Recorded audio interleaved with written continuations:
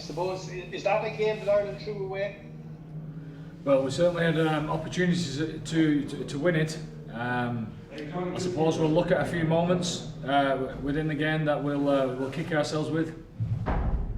In particular? Well, obviously the red card and a couple of decisions that could have gone our way regarding yellow cards, etc. That'll be reviewed, and then on the back of that, you know, some errors that we invited them back into the game with. Cheers.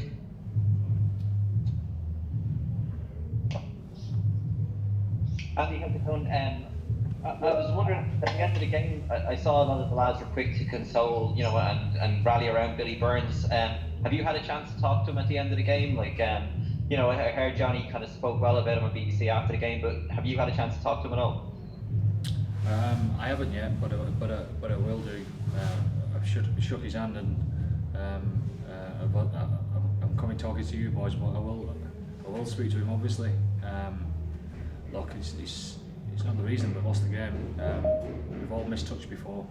I suppose he'll be gutted, obviously, because of the magnitude of the last minute, of whether we've got a chance to win the game at the death there. But yeah, he'll learn from this. The other one I was going to ask you about is Peter O'Mahony. Like, I saw he had his place on the bench there for the second half. Did he speak to the team at all? Was he around the dressing room at all at half time and speak to the lads, or do anything to help after he kind of was sent off? Well, obviously he's gutted as well. You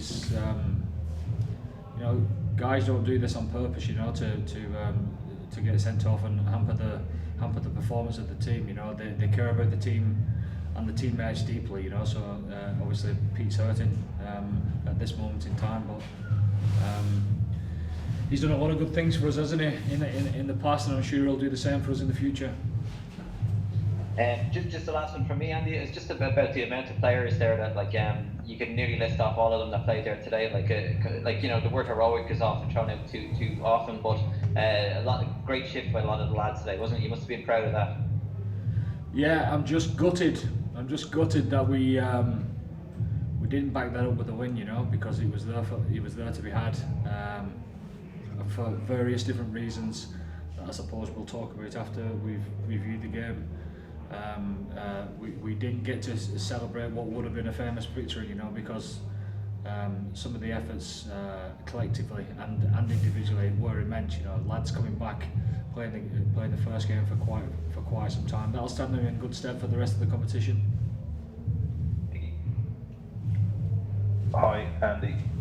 Hi. It sounds like you don't have any argument with the Peter O'Mahony red card. Is that fair to say? I've seen them given before, so I'll let people who get paid to assess that do that. But your opinion on it? As I said, I've seen them given before.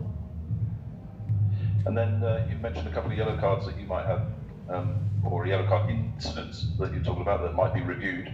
Can you talk us through that? Well, I don't know whether they'll be reviewed or not. I don't know whether they agree, but in the cold light of day, from what I saw, there was one or two.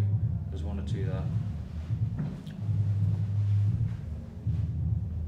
You referring to one involving Johnny Williams, maybe?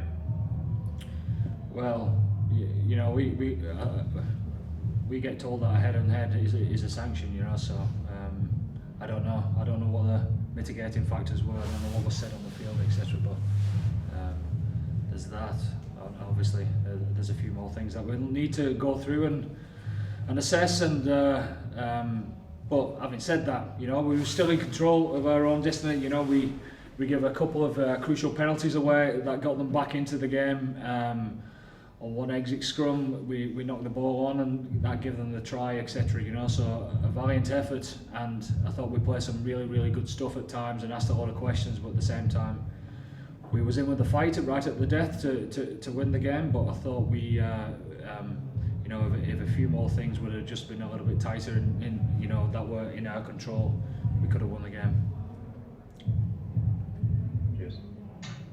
Andy, how are you looking injury-wise? Obviously, James went off early on, Johnny went off a bit later. Like, how are those two lads in particular, and anyone else? They seem fine within themselves, but like all these things, they'll get assessed appropriately, and we'll see how they are tomorrow. Was it James HIA, or did he have a leg injury as well? It was hard to tell from TV. Yeah, no, he came off with HIA in the end. Thank you. Were there any other injury concerns, Andy?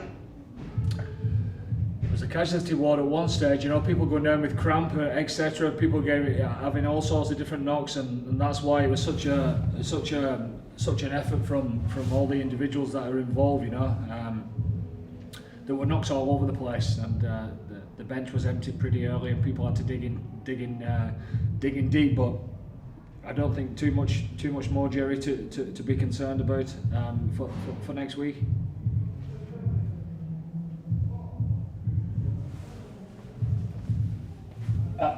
We'll take last couple there for Andy. Sorry, Mary. With the French coming to town, what needs to happen with this group over the next couple of days to get going again to that? Well, you know, I was saying to the lads that they'll feel sorry for themselves for a couple of hours, and they'll bring the best version of themselves into work tomorrow, because there's a lot of us in the group that's been involved in enough Six Nations to know that Six Nations is not won on the first day. From here on in, we've got to be more clinical, and give the performances of our lives to be in the battle to win the competition. It's as simple as that.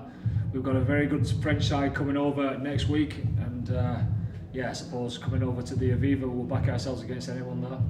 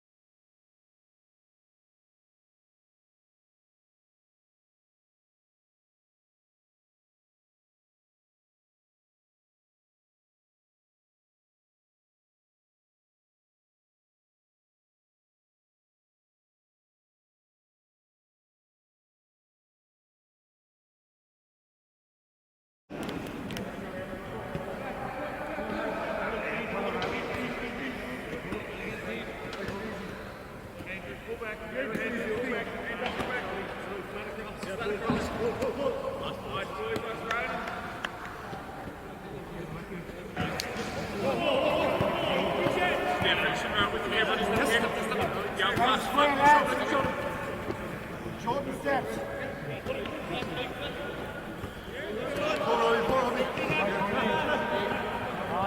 Nice boys. Let it flow, no rush. Nice beat.